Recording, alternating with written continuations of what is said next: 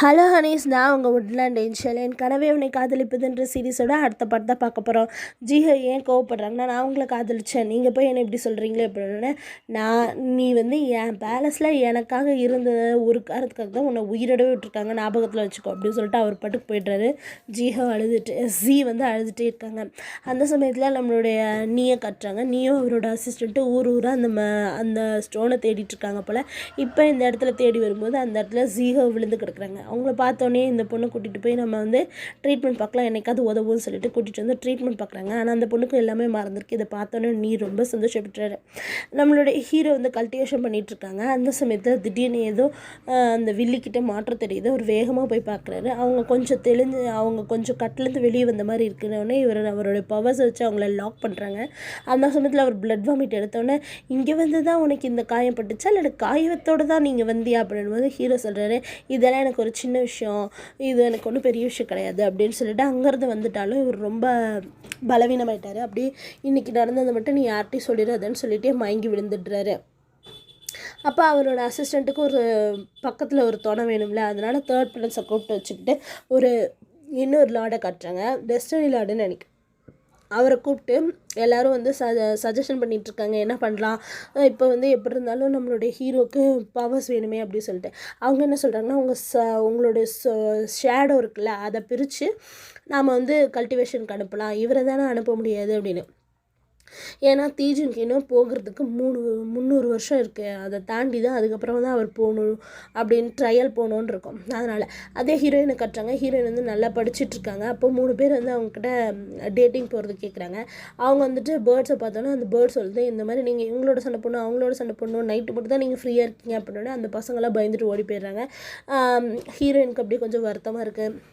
அந்த சமயத்தில் நம்மளுடைய 4th அங்கிள் வராரு. சியான் கிட்டே பேசுகிறாரு, என்னப்பா நடந்துச்சு அப்படின்னு.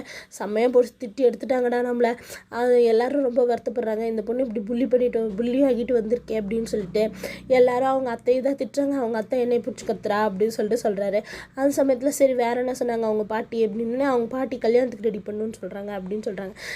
அந்த சமயத்தில் நம்மளுடைய பைஃபன்ஸும் அந்த பேர்டு அங்கேருந்து பேசி சிரிச்சுட்டு விளையாடிட்டு வந்துட்டுருக்காங்க. அந்த சமயத்தில் இவங்க தான் இங்கே வந்து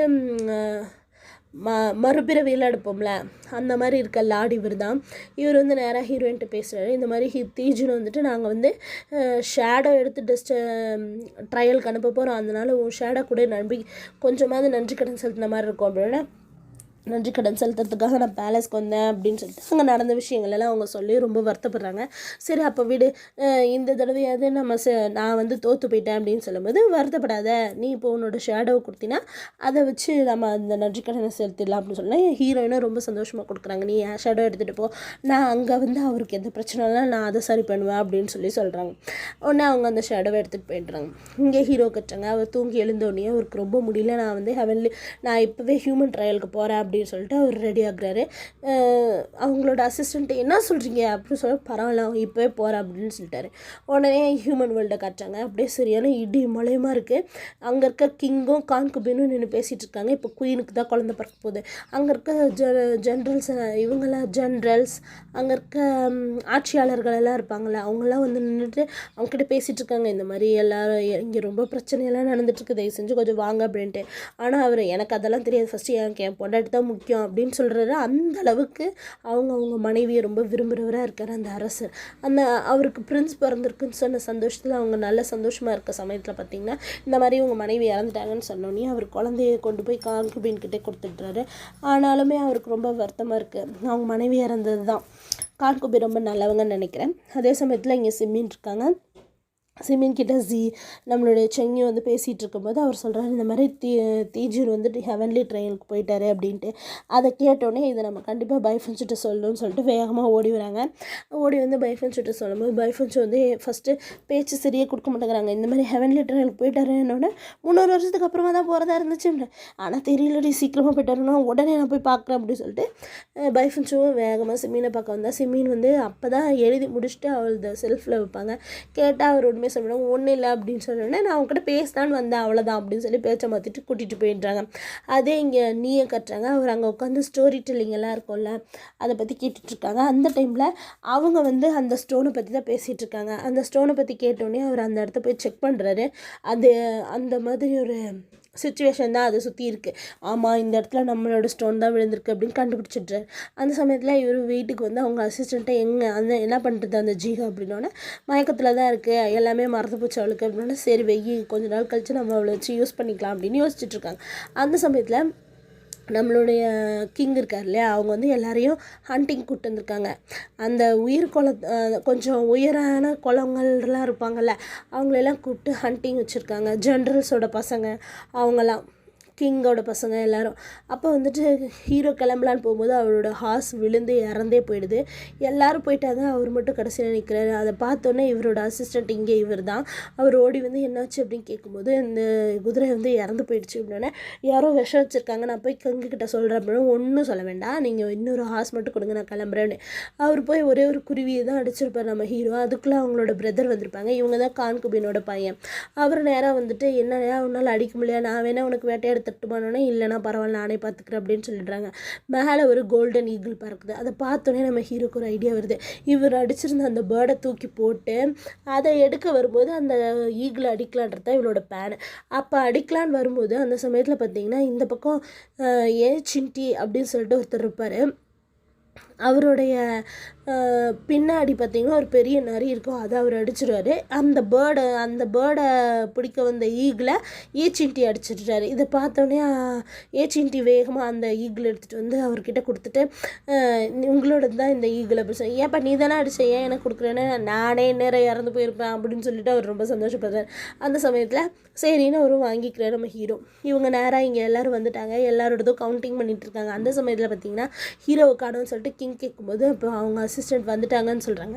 அவங்க வந்து கொண்டு வந்து அந்த ஈகிளை கொடுத்தா அவங்களுக்கு தான் ஃபஸ்ட் மார்க் கொடுக்குறாங்க.